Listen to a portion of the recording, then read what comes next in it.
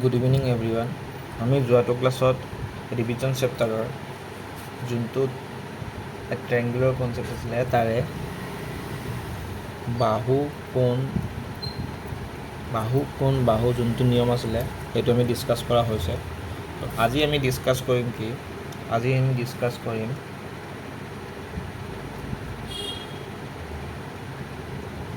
Angle, side angle মানে কি? অসমীয়াত ক'লে কোণ, বাহু, ঠিক আছে। তো থিয়ৰামটো কি কৈছে তোমালোকে লিখি ল'বা। তো এই থিয়ৰামটো কৈছে যে two triangle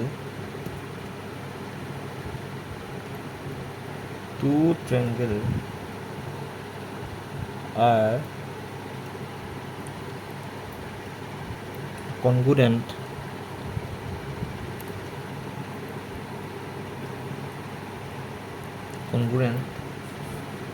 কেতিয়া হয়? if two angle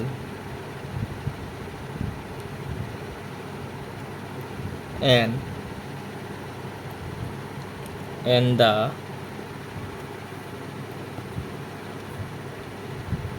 included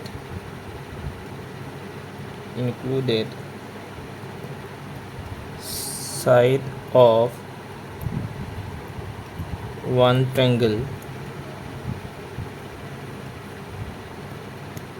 are equal to the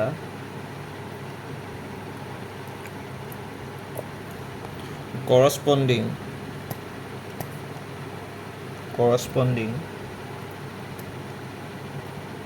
two angle and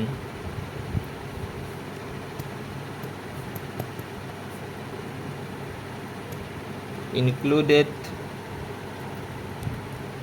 side of the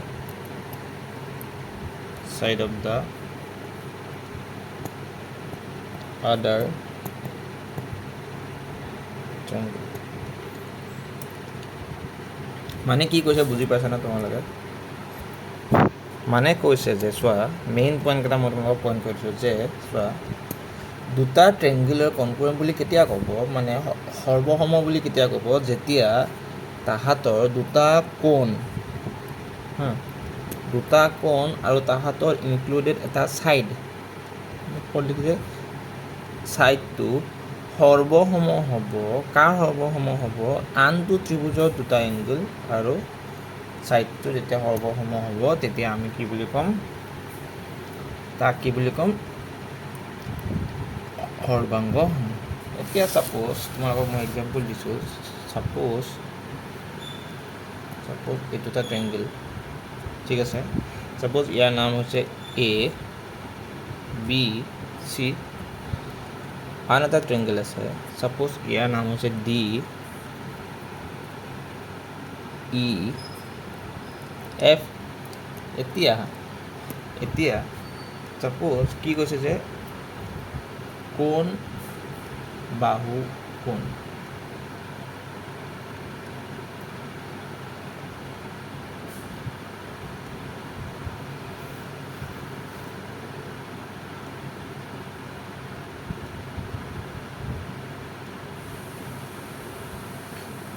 এই দুটা ত্ৰিভুজৰ ছাপ'জ এই কোণটো সমান হৈছে এইটো কোণ, ঠিক আছে। তো এই কোণটো সমান হৈছে এইটো কোণ, ঠিক আছে।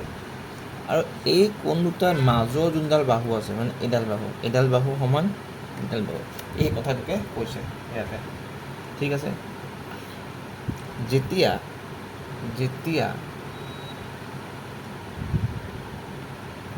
এইখিনি বস্তু হৈ যাব আমি তাক কি বুলি ক'ম? এংগেল সাইড এংগেলৰ মতে এইটো কি হ'ব কংগ্ৰুৱেণ্ট হ'ব ঠিক আছে বুজি পাইছা সকলোৱে বুজি পাইছা ঠিক আছে আমি নেক্সট কনচেপ্টটোলৈকে আগবাঢ়িছোঁ নেক্সট কনচেপ্টটোত কৈছে কি নেক্সট কনচেপ্টটো আছে আমাৰ কোনটো হয় কোন বাহু কোনটো হ'ল তাৰপিছত আছে ছাইড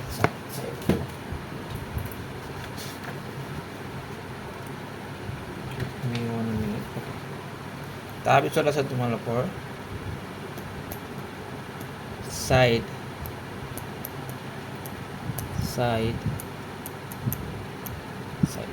মানে কি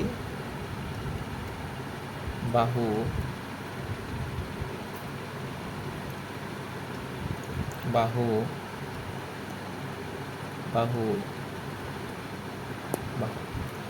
ঠিক আছে তো এইটো একদম ইজি সাপোজ দুটা ত্ৰিভুজ সৰ্বাংগ সম বুলি কেতিয়া ক'ব যেতিয়া তাৰ গোটেইকেইডাল বাহু সমান হয় এইটো মই তোমালোকৰ লিখা নাই এইটো মই ডাইৰেক্টলি তোমালোকে দেখাই দিছোঁ যে সাপোজ এইটো এটা ত্ৰিভুজ আৰু এইটো এটা ত্ৰিভুজ ঠিক আছে সাপোজ ইয়াৰ নাম আছে এ বি চি ইয়াৰ নাম সাপোজ পি কিউ আৰ ঠিক আছে তো এই দুইটা ত্ৰিভুজ কি সৰ্বাংগ সম বুলি ক'ব বা কংগ্ৰুৱেণ্ট বুলি ক'ব কেতিয়া ক'ব যেতিয়া এ বিডাল সমান হ'ব পি কিউৰ লগত ঠিক আছে তাৰপিছত বি চিডাল সমান হ'ব কিউ আৰৰ লগত আৰু এ চিডাল সমান হ'ব পি আৰৰ লগত তেতিয়া ক'ব কি যে এই দুইটা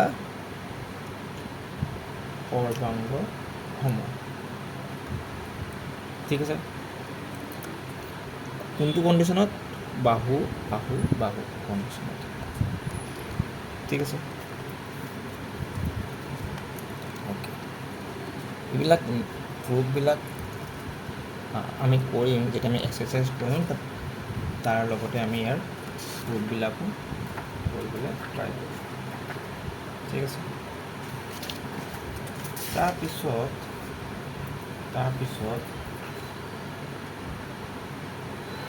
তাৰপিছতটো আছে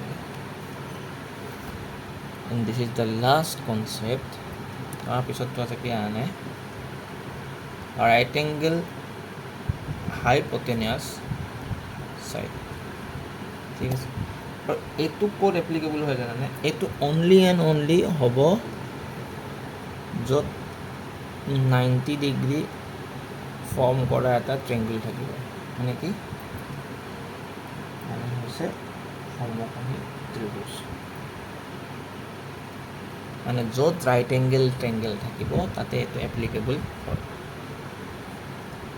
ঠিক আছে ইয়াৰ থিওৰামটো লিখি লোৱা এইটো ইম্পৰ্টেণ্ট হয় লিখি লোৱা ইয়াত ইম্পৰ্টেণ্ট থিওৰামটো লিখি লোৱা যে two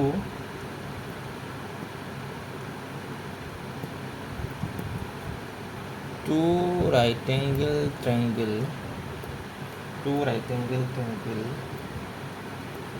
are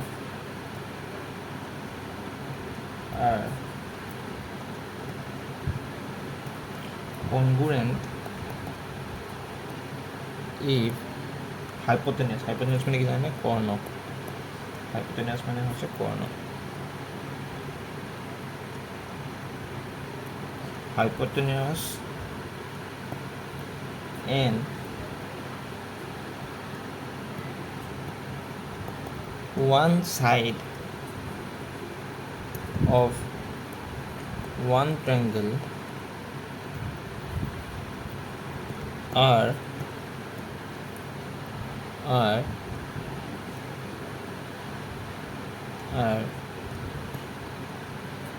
respectively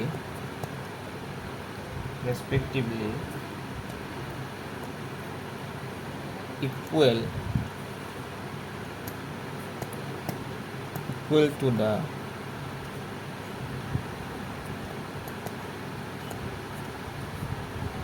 hypotenuse in one side of the other triangle. কি কৈছে বুজি পাইছা যে কৈছে যে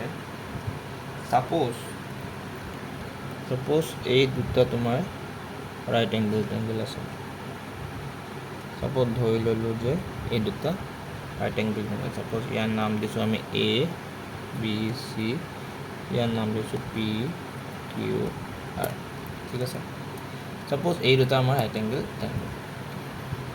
এই যোনটো মানে থিওৰাম আছে এই থিওৰামটো কৈছে যে সাপোজ যদি এই দুটা ট্ৰায়াঙ্গল ৰাইট এংগল ট্ৰায়াঙ্গল হয় তেতিয়াহ'লে কৈছে যে ইহঁতৰ এটা সাইড